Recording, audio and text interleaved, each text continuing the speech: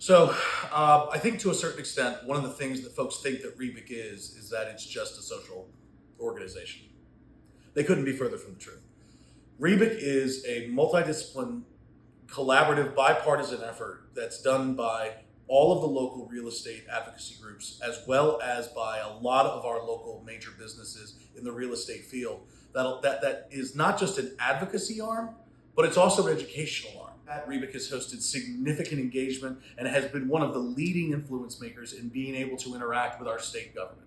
We have seen a lot of really great interactions with our General Assembly leadership, as well as on a bipartisan basis here with the city of Charlotte. So to a certain extent, REBIC continues to be leading the way on good engagement with community leaders and bringing them together with policymakers.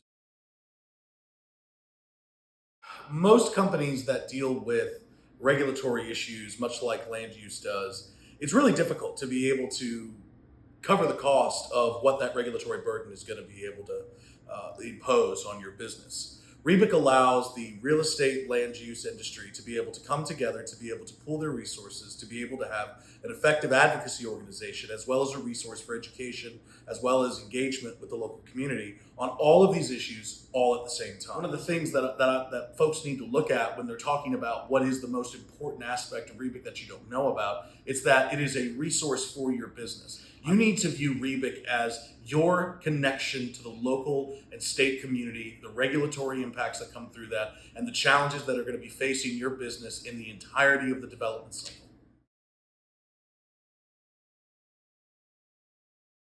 I think the first one that you can count to would be the ability to roll back a lot of the most onerous issues that were within the Unified Development Ordinance in Charlotte.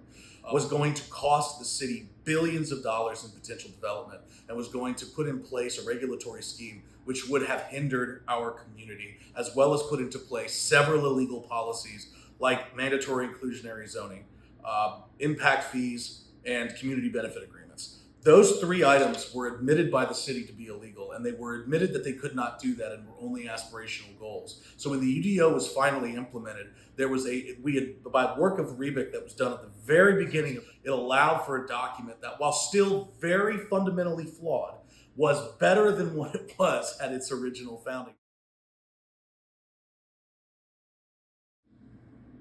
If you care about your community and the business that you are in here in the land use and development space, if you're not a part of REBIC, you're drastically cut off from the ability to make those decisions on an informed basis. So if you're going to be informed, make sure that you join.